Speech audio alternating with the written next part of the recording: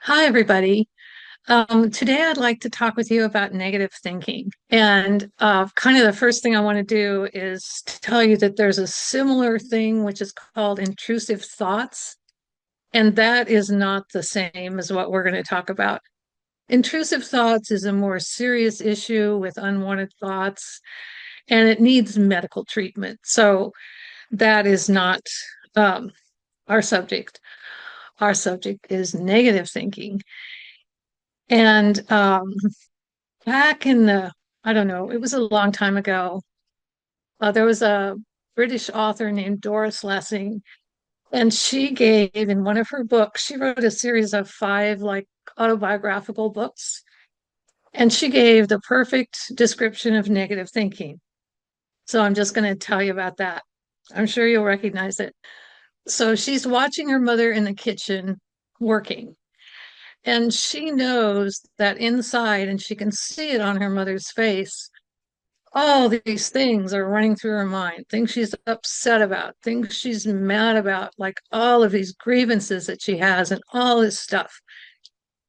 But at the end of this, she says, but if you ask my mother what she was doing, she would say she was making jam. So I think that's absolutely what negative thinking is. I think what happens is that we're carrying a certain amount of uh, pain and stress with us at parts of our lives. And when that pain and that stress has enough of an uptick, it suddenly goes from being in the background to being in the foreground. And your brain is where you're the source of your emotions, and it's also your processing center. So, and this is just my description of this. There are others on the internet, but what happens is that disruption, that increase in pain affects you emotionally too, and it starts to distort your emotions a little bit. And that opens the door to the negative thinking. So why? Why does that happen? Again, this is just my description, but it's like your brain is saying, gosh, I hate to bring this up, but do you think you could look at some of this stuff on this big long list? Because I'm busy up in here. And it would really help me if you could get a couple of these items off this agenda. Um, and in a way, that's your brain doing something positive for you because because what do all negative thinking have in common? It's things that are unresolved. It's things we're afraid of. It's things we're worried about. It's things we're upset about. It's grievances. It's jealousy. It's times you've been hurt in various ways, times you've been rejected, times you've been treated badly. And as you get older, it's old mistakes, old regrets. It's bad behavior, your own or someone else's, that you couldn't see at the time the same way that you see it now. And you have regrets about that. And it's loss. So, what all these things have in common is that they're all unresolved. And I think that's exactly why your brain is bringing them up because you don't think about them in most moments. But once that door is open, your brain's like, hey, what about all these things? And that's the reason I chose to talk about negative thinking for today because it's disruptive. It can leave you after a bout of negative thinking, as I'm sure you know, you can feel kind of feelings of anxiety, feelings of being depressed, feelings of low self esteem. It's not pleasant and it can really disrupt your day. And this is especially true when you have a chronic illness and you're so much in yourself, so much more of the time. So, looking at negative thinking in this way as something where your brain is actually trying to help you, let's look at some steps you can take. This is a list I made, which I think most people will see one or two of these things that look like they make sense, but we're all individuals and we're all different. And so something that works for you may not work for someone else and the other way around. And again, there's lots of information on this in the internet, but I think I've got a list that will be helpful. I certainly hope so. It's been helpful for me because this comes out of my own experience. Step one, well, I'm not going to number them. I have a tendency to start numbering and forget the numbers. The first step is something called reframing. And reframing is a concept that's kind of obsolete now. It's from the 90s. And the idea of reframing is that if you take a problem and look at it in a different way, it can go from being an unsolvable problem to being a solvable problem. And that is really a great help. And I think that the ability to reframe has really helped me be more resourceful and have clearer thinking and be able to see other points of view, as well as solving the problem. So I think this is probably best, though, for minor things when you're first starting. And you don't have to do this at the time at all. You can wait until later. In fact, it's probably better when you're in a little better state of mind and a little bit calmer to then pick out a couple of these things that are particularly annoying you right at this moment and work on them. So if you have something that's not that big, like let's say you get on the bus and it's one of those obnoxious drivers, or get an Uber, same thing. And it's annoying and it can stick with you, especially if you felt like, it's not fun being with people who are not behaving well, and that can stick with you. So to reframe it, you would do something like, well, yeah, that sucked. That was bad. That was unfair. That was inconsiderate. But, baseball is fair, life is not. And that is true. And that I think helps kind of dissolve the sting from those kinds of things. The next thing you can try is to challenge yourself, again, after, not during, and say to yourself, is it helping me or hurting me to hold on to this? And the answer is really always the same. I found it's hurting you, it's not helping you. So it's to your advantage to let things go. And again, I'm not talking about major problems. I'm not talking about things that are, annoying, but they're still there. And so just kind of challenging can can make you feel much more at ease with those things. Then you can try taking it to the outside world. Sometimes you can take internal things back to the outside world and release them that way. And I call it ceremonies because, go get yourself a balloon, a helium balloon, one or two, or however many you need, and get out your marker and write that issue down. Then go outside on a beautiful day and release that balloon and watch it float up into the sky. That is very healing. And that's why it's such a popular thing to do now for all kinds of ceremonies. You can also have your own little ceremony. Another way of doing it is with rocks. If you collect some rocks, and they should be smooth rocks that you can write on, like river rocks are good, and make them some different sizes. And when you get home, label each rock with what you think is the appropriate piece of negative thinking that you would like to get rid of. And this is something you can do a little bit at a time when you get ready. So you have your little bowl of rocks.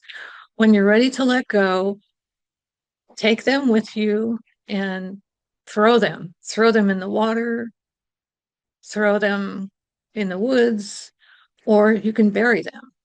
But it's another way of taking that hurt and kind of erasing it by doing a ceremony. You can also erase it in another way, which is by making a small donation to a charity that's related to the thing that you have the negative thoughts about. And that is, I find, very helpful because not only are you being a bigger person in a good way, but you're also helping other people who have issues with this. So that again is can be a helpful thing to do. If you like to write, write about it. Take, again, we're not trying to tackle everything at once. You're just taking one that you particularly would like to have off your list and write about it, because you can get insights when you write about things. And sometimes when you read it, you really realize other things that you didn't know were there. And it's another way of kind of externalizing the problem. It's like, there, I've documented this. I can let it go. I don't have to think about it because I have documented it right here on my paper. But sometimes negative thinking is about pretty big things.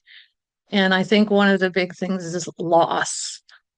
Um, and that is something almost universally, whether it's loss of a person through a death or through the end of a relationship, but particularly with a death, everybody is always plagued with a couple of things of like, what if I had done this? If only I had done that. In my case, when my best friend died, and when I got the call that she had died, I looked at my phone and there was a text from her, and it said, "Can you talk?" And I was asleep when she sent the text, and I didn't see it. And I felt terrible about that. It's like, look what I missed. We wanted that last talk and it didn't happen. And I still have that message in my phone. But now when I look at it, I'm like, she loved me so much that I was one of the last people that she wanted to reach out and talk to, even though she knew she was so close to death and she was really suffering. So it's like memorializing whatever it was that you weren't able to do doesn't take away from the quality of the relationship that you had with that person. And another thing you can do is, it's a type of reframing, but it's for a little more serious issue, because sometimes people say hurtful things. Sometimes they do hurtful things, and those are almost bound to show up on your list. So another way to look at it is to look at it from the other person's view. There's a really funny series called Faulty Tower, and the star of the show is like the picture of someone with no emotional regulation whatsoever, no ability to control what he says or what he does. And there's one scene where his car breaks down on him, and I guess it's like the last straw. And he's like, I've had it. And he goes and grabs a giant branch and he starts beating the car with it. And there are a lot of people in the world like that. They don't have much emotional regulation. And they say things and do things that really make no sense, but can be very hurtful. And I'm not trying to minimize how hurtful this is or how much damage it's doing. But what I'm trying to say to you is, a lot of those people, it's like their equipment isn't working right. So their intent is not what it would be if it were you. Their intent is because of their own issues. So that hurt that you got, again, I'm not want to minimize that at all, but just recognize that that had nothing to do with you. That had to do with that person and their kind of issues and inabilities. And also this can happen with people with mental illness. So it's a way of distancing yourself and numbing out that sensation, because that person really couldn't help it any more than that poor car could help breaking down. So, and then I get to the hardest one of all, and that's forgiveness. And we're taught to forgive, but we're not really taught the purpose that it serves, I don't think. And so we don't have a motive to forgive. Why forgive this person who hurt me? They're not sorry. Why forgive them? Well, the reason is because it heals you. Once you can let things go and realize that, for whatever reasons, for some of the reasons we've talked about, or just because they're a bad person, they did these things that were harmful, but it's not helping you to hold on to them. And once you forgive them, and you can use one of the methods in here, or you can find other things online. Certainly, you can talk to a pastor if, because they, not necessarily if you're religious, but because they have an understanding of that and can give you resources and ways to do that. But I'm telling you that I have forgiven things, and my list of negative thinking is really short now. And that is great. So that's what I would love to help you achieve. And there's just one more thing I want to add before I go.